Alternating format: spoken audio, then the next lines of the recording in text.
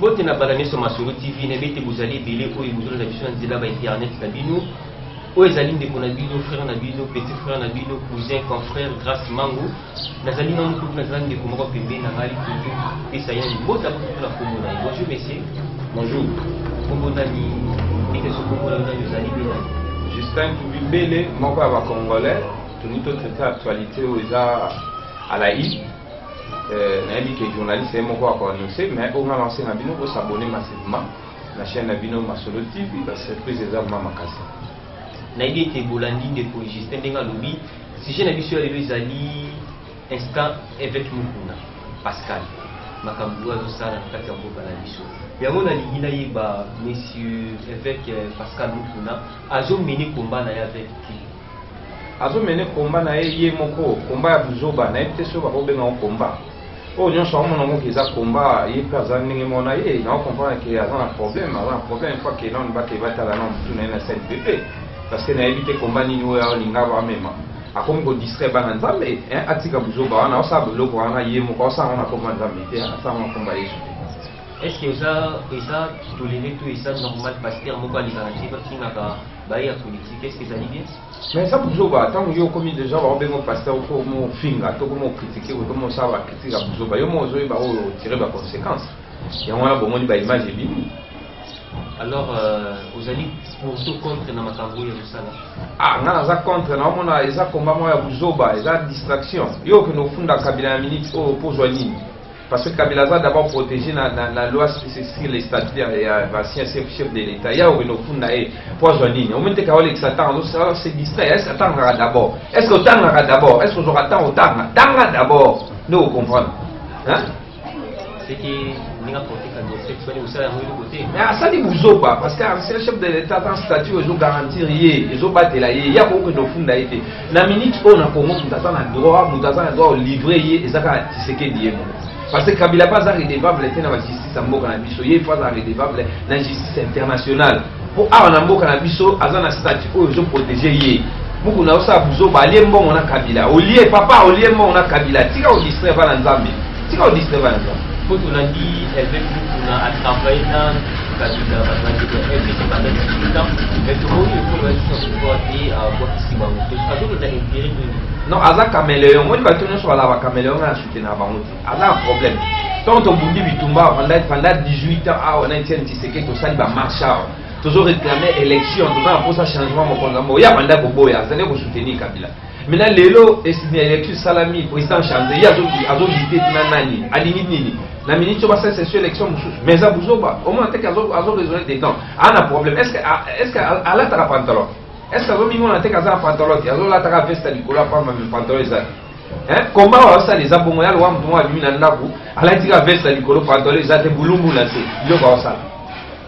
C'est que les Congo, pour maman de ça, la tournier bateau, azul poste to, azul ça la mais ça vous a la ministre au que donc la Kabila. D'abord justice en Mboka, d'abord justice, ministère de justice ou les armes à Mboka. J'espère à Mboka FCC. Ok, no funda Kabila pas la yemo. Non ça vous a Kabila aza ancien chef de l'État, aza na statut où ils ont garanti il y a pas aussi maïté na Mboka. A ko et puis cour oya ko funda wana eza redevable te na Kabila. Mako samisa Kabila te. Quand même. Kabila faut qu'il na funda quoi cassation, eza kuna te, eza distraction, zo distrait pas na nzambe. Atika zo sa makambo wana komba iso sa makambo wana na intérêt personnel ya libumu kuna libumu na yo ne mtu zo salela, zo salela congolais. Banda coronavirus e gagna so muku na linga congolais. Et là on y muku na déjà pesi comme dans na mboka wo.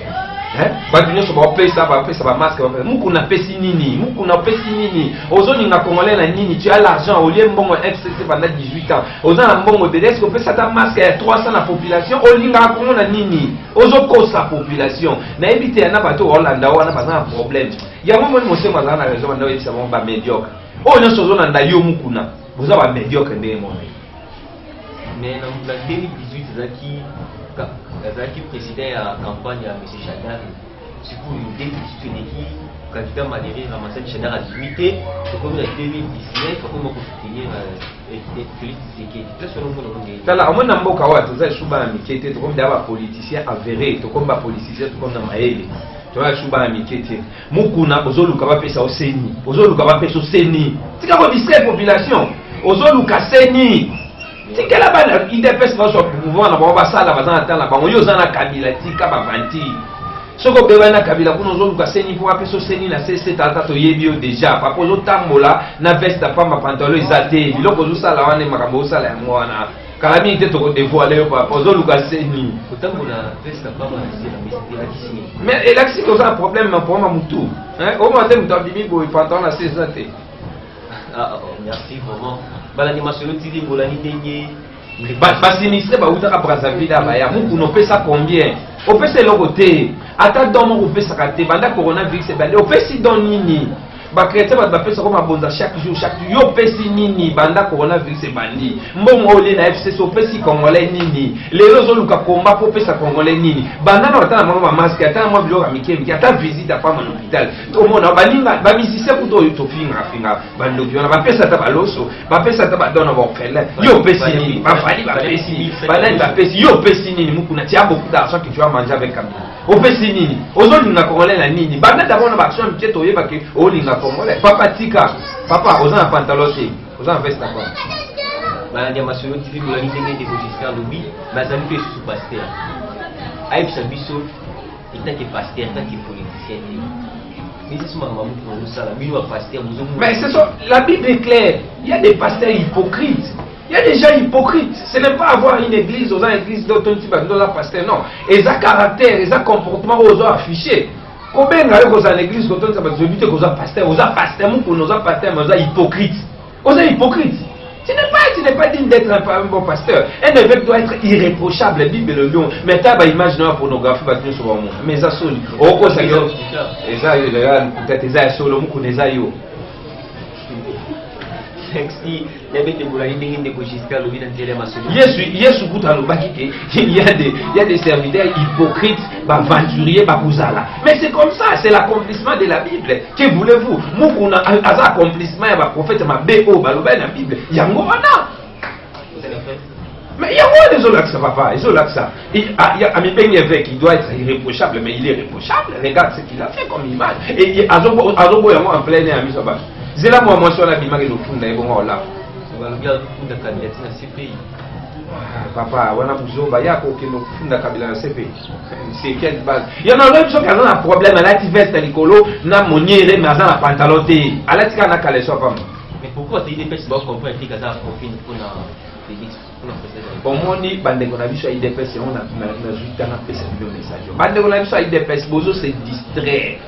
Boniko ça la politique ya kofinga ya kochola ya nini mais au fond il y a pas de parole il y a mazo ba ki posa bo préparer qui pouvoir ôter bozo la que bozo qui t'a au préparer monter parce que vous avez les pouvoirs aujourd'hui diriger bozo se distraire mutu mo bo ba créer bino mutu mo bo ya distraire bino bino pe se laisser distraire et au monde ba poste na bino o bino ko travailler ba zo ba faire ça parce que bino ko se comprendre été bo landa non nani nini de quoi za muluba azande ko na biso de quoi za bo azande ko na to bo se distraire bozo pouvoir boni mukuna muluba na etalié tant président comme président à la fois tant que du pouvoir vous diriger vous landa buzoba na te donc mukuna za de relation muluba to soutenir était buzoba azo distraire bino tant Etienne Tshisekedi azaki pour na nina bande papa batanyo kamera yes te soutenir était pour asa ina kabila tika distraction mukuna hein tika tala aujourd'hui déjà mbongo belé na buzoba obo sali tuna na nini na juste ba mbongo belé na ba campagne yibi mbongo lia mbongo na l'aise à la calme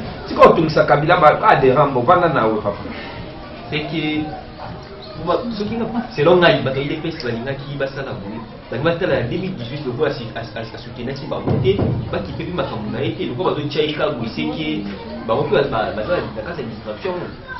Papa FCC azo occupé bango occupé tout FCC nga banda na moni ba image FCC occupé te FCC otala bango kaka bon parce que FCC o mona ko telo ni abo la dira bango te FCC aza trop à l'aise avani na e de rambo kutu kabila lo bana te bino mo boye bino alo bana eta occupé te a mona bi atala mona wa ko fama mbasa ce que le surtout petit kabila sur le bani ah bon mega non bon mais non total papa loi sur l'ancien chef de l'état ezali wana obe mina ko valunga basaki ba loi na ba votaki yango botanga ka mikanda ya mboka boko comprendre okobengisa kabila okosambisa kabila neni parce que babe kabila makambo nyonso asalaki o crime o nini nyonso asalaki pendant kazalaki na fonction bakolandela yango te eza déjà voté na assemblée nationale yo okende okoyisa yango atanke nani assemblée nationale otanga l'état des droits.